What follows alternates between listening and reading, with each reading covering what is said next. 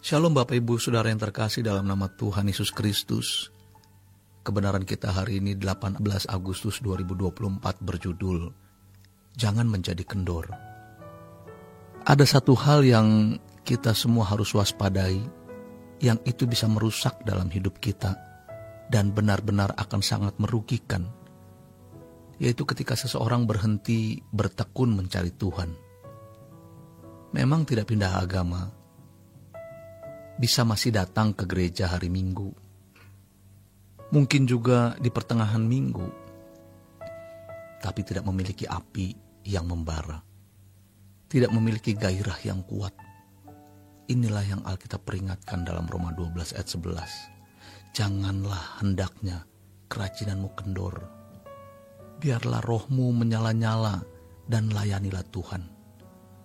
Kita harus sungguh-sungguh memeriksa diri kita dan minta Tuhan memberi kepada kita penerangan dan pencerahan. Apakah kecepatan pertumbuhan rohani yang kita miliki itu benar dan berkenan di hadapan Tuhan? Sejatinya, kecepatan pertumbuhan rohani kita harus bertambah seperti orang naik kendaraan. Makin tinggi giginya, makin meningkat pula kecepatannya. Demikian pula, makin kita berusia, makin dunia akan berakhir. Kecepatan kita harus makin tinggi. Namun ironis, banyak orang yang kecepatannya tidak bertambah, malah berkurang. Dan itu bukan saja terjadi atas jemaat, tapi juga orang-orang yang ada di lingkungan pelayanan, para aktivis, pendeta, atau kru. Dan itu benar-benar terjadi. Sekalipun setiap hari mendengar khotbah karena ada di lingkungan pelayanan, tetapi ironisnya mereka tidak bertumbuh, kecepatannya tidak makin meningkat, bahkan kurang. Biasanya orang-orang seperti ini tidak bertambah menjadi rohani. Tragis sekali. Banyak orang Kristen tidak tekun mencari Tuhan sehingga menjadi kendor. Karena yang pertama, mereka merasakan Tuhan tidak kunjung hadir dalam hidupnya. Tuhan seperti tidak ada. Yang kedua, melihat kenyataan hidup yang sungguh-sungguh mencari Tuhan seakan-akan sama dengan orang yang tidak mencari Tuhan. Yang ketiga, keadaan mereka tidak bertambah baik. Secara ekonomi, kesehatan, keadaan keluarga, dan keadaan lainnya. Hal-hal seperti ini tentu juga setiap kita pernah atau sedang hadapi. Tapi ternyata Tuhan sedang menguji kita. Baiklah kita melihat contoh dalam Alkitab. Musa dibawa ke pantai laut Kolsom, yaitu ketika tentara Fir'aun mengejar. Di depan gelombang laut, kanan kirinya bukit. Tidak ada jalan kecuali masuk ke laut dan mati. Namun ternyata laut terbelah. Jadi kita sering dibawa Tuhan kepada keadaan the last minute, menit terakhir. Dan disitulah kita belajar mempercayai Tuhan. Kita belajar menaruh percaya kepada Tuhan, sebab pada akhirnya Tuhan ingin hubungan kita dengan Dia itu hubungan tanpa ada keraguan sama sekali.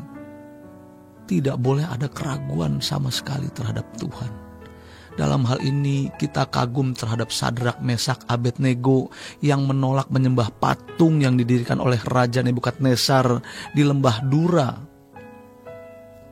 Karena mereka harus menyembah Elohim Yahweh saja, Allah Israel yang Maha Kudus.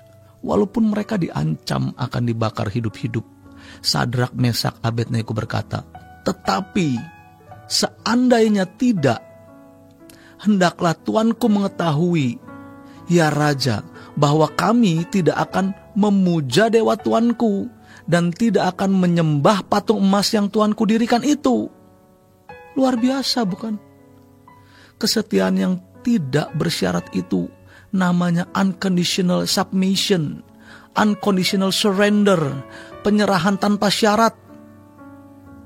Walaupun mereka tidak melihat gejala-gejala kehadiran Tuhan, tidak ada bayang-bayang sedikit pun kehadirannya, tidak ada jaminan. Tetapi memang tidak perlu jaminan, sebab yang kita percayai adalah Tuhan yang setia.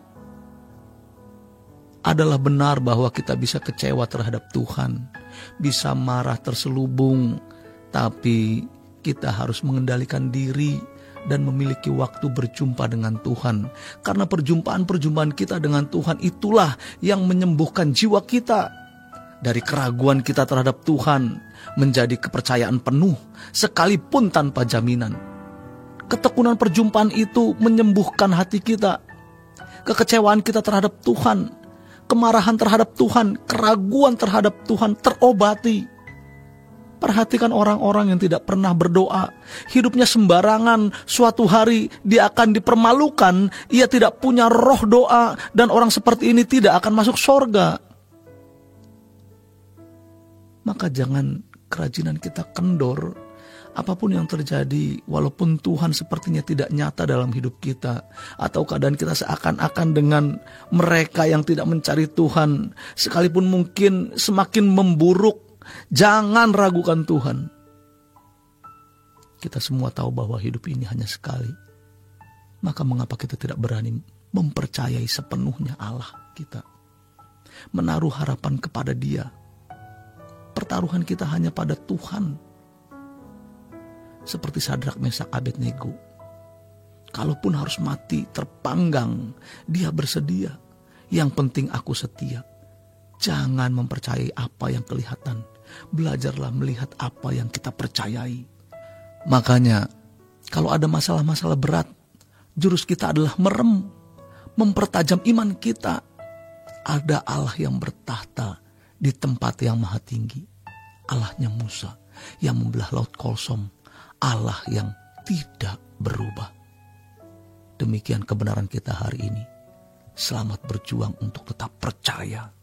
Apapun yang terjadi dalam hidup kita, Tuhan Yesus memberkati. Sola Gracia.